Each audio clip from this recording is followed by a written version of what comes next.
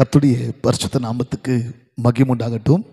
கர்த்தருக்கு பிரியமானவர்களே, மீண்டும் இந்த டெய்லி டிவைன்ஸ் ஊழியத்தின் மூலியமா உங்களை சந்திக்க நான் கர்த்தருக்குள் மிகவும் சந்தோஷம் அடைகிறேன்.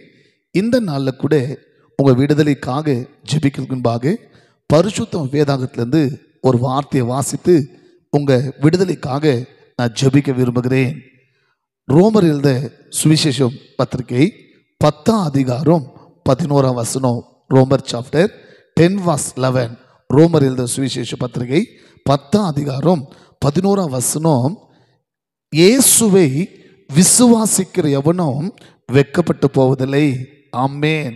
என் அன்பு சகோதரா, என் அன்பு சகோதரி, இந்த டெய்லி டிவைன்ஸ் ஊழியத்து மூலியமா விடுதலைய வார்த்தை கேட்டுக்கொண்டிருக்கிற உங்களை பார்த்து கர்த்தர் சொல்றாரு, என்னை விசுவாசிக்கிற எவனும் வெட்கப்பட்டு போவதில்லை.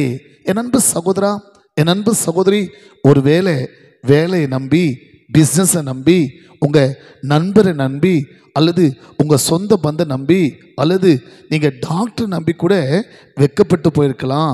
உங்கள் வாழ்க்கையில் நிறைய காரியத்தில் கைவிடப்பட்டு ஏமாந்து போய் நீங்கள் அவமானப்பட்டிருக்கலாம். ஆனால் பரிசுத்த வேதாகம் சொல்கிறது, கர்த்தருடைய வார்த்தை சொல்கிறது, இயேசுவை விசுவாசிக்கிற எவனும் வெட்கப்பட்டு போவதில்லை. நீங்கள் யாராக இருந்தாலும் சரி, நீங்கள் எந்த சூழ்நிலையிலும் சரி, உங்கள் தேவை எப்படிப்பட்ட சரி, உங்கள் விசுவாசம் இயேசு மேலே இருக்கும்போது ஏசப்பா சொல்கிறாரு, மகோ நீங்கள் வெட்கப்பட்டு போவதில்லை. கடந்த நாட்களில் ஒரு சகோதரி ஒரு 2.5 வயசு குழந்தை அவங்க மகளை தூக்கி கொண்டு ஜெபகோபுரத்துக்கு வந்தார்கள். அவங்க ஒரு ரட்சிக்கப்படாத குடும்பம், இயேசுவை ஏற்றுக்கொள்ளாத ஒரு குடும்பம். 2.5 வயசு பொண்ணு குழந்தைக்கு பிரியமாகவே சரியாக பேச முடியாத ஒரு சூழ்நிலை. இவங்க எங்கே காமிச்சிருக்கிறாங்க, ஹாஸ்பிட்டலு, டாக்டர் அங்கங்கன்னு.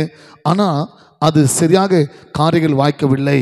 யாரோ சொல்லி இப்படி ஒரு தேசத்துக்காக ஜெபிக்கிற இடத்துல, இயேசு நேசிக்கிற ஜெபகோபுரத்தில் தேசத்துக்காக ஜெபிக்கிறாங்க. அங்கே போய் ஏசப்பட ஜெபம் பண்ணுங்க, இயேசுவை நம்பிக்கை வைங்க, இயேசு குழந்தைக்கு அற்புதம் செய்வார். ஆமென். அவங்க வந்தாங்க பிரியமாவங்களே அந்த ஜெப கூட்டத்துக்கு. கடைசியில் ஒரு தேங்காய் எடுத்து ஜெபம் பண்ணி, அம்மா கவலைப்படாதீங்க, மக பேச மாட்டேங்கிறா, ரொம்ப தொத்தி பேசுகிறா, எல்லா பிள்ளைங்களும் நல்லா பேசுகிறாங்க, கவலைப்படாதீங்க.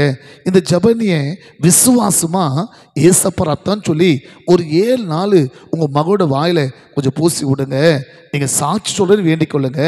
எவ்வளோ அற்புதம் பாருங்கள், விசுவாசம் பாருங்கள். ஏசப்பா மேலே அந்த எண்ணெய் 7 நாள் பூசினாங்க.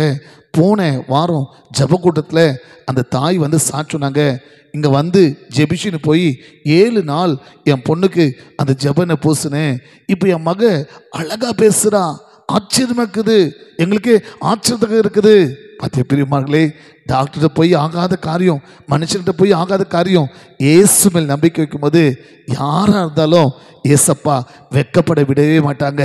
ஒருவேளை நீங்கள் கூட கைவிட்டப்பட்ட சூழ்நிலை, மனுஷனை நம்பி, டாக்டரை நம்பி, நண்பரை நம்பி, சொந்த பந்தை நம்பி, அல்லது ஓனரை நம்பி, அல்லது உங்கள் குடும்பத்தாரை நம்பி கைவிடப்பட்ட சூழ்நிலையா, வெட்கப்பட்ட சூழ்நிலையா, அவமானப்பட்டு நிற்கிறீங்களா? இன்னைக்கு ஏசப்பா சொல்கிறாரு, என்னை விசுவாசிக்கிற எவனும் வெட்கப்பட்டு போவதில்லை. இயேசு விசுவாசிக்கிறீங்களா? உங்கள் நம்பிக்கை இயேசு மேல் வைக்கிறீங்களா? இன்றே ஒரு விடுதலை, இன்றே ஒரு அற்புதம், இன்றே உங்கள் காரியத்தில் ஒரு மகிமை பார்க்க போகிறீங்க. கண்களை மூடி விசுவாசமாக ஜெபிக்கலாமா?